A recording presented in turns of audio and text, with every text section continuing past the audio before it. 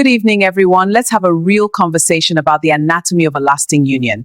In my years of working with couples, I've seen relationships survive the unthinkable, financial ruin, health crises, and even the deep, jagged scars of broken trust.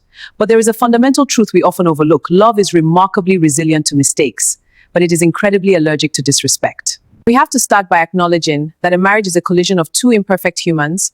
Mistakes are the tax we pay for being alive and in love. A forgotten anniversary, a poorly timed comment, or a lapse in judgment. These are tremors. They shake the house, but they don't necessarily rock the foundation. When a partner makes a mistake, there is a path forward through atonement and grace. You can apologize for a mistake, you can repair a mistake, you can learn from a mistake. Because a mistake is usually an incident, an outlier in an otherwise loving pattern. Here's the painful truth. Respect is the foundation of any marriage. Without respect, love starts to wither.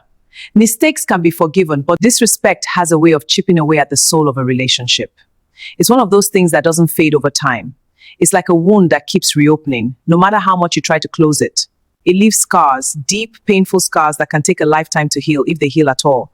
I'm not talking about the occasional heated argument, where words are said in the heat of the moment. We've all been there. What I'm speaking of is the constant undermining, belittling, and disregarding of one's worth. It's the actions and words that devalue a partner, that make them feel less than, that strip away their dignity. When one partner disrespects the other, it's like they're telling them they don't matter. And when someone feels like they don't matter, love cannot flourish. Love thrives in an atmosphere of mutual respect, trust, and understanding. It needs to feel safe, to feel valued. And when one partner continually disrespects the other, no matter how much love is present, it becomes strained, it becomes fragile, and eventually it may break.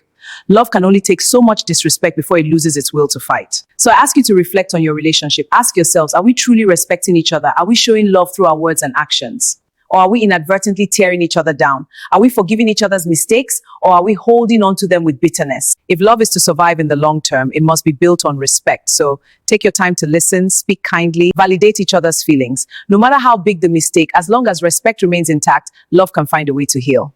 But when disrespect takes root, love will struggle to survive. And don't forget, a dead love is insidious than a living lion.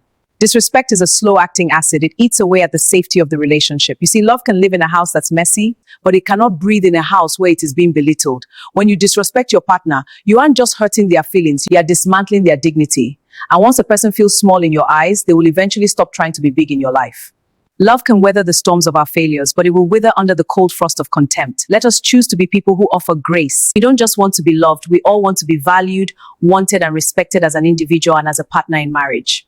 So it's never too late to change. If you're in a marriage where respect has been lost, don't give up. Work on rebuilding it slowly and patiently. A marriage where love thrives is a marriage where both partners feel seen, heard, and valued, not just when they're right, but even when they're wrong. That's the power of love, and that's the power of respect. And to all the famous cases home and abroad watching this, prioritize respect in your marriage, as that's the only way to enjoy your homes. Also, do well to like, comment, share, follow, and subscribe to enjoy more of our marriage tips. Bye for now.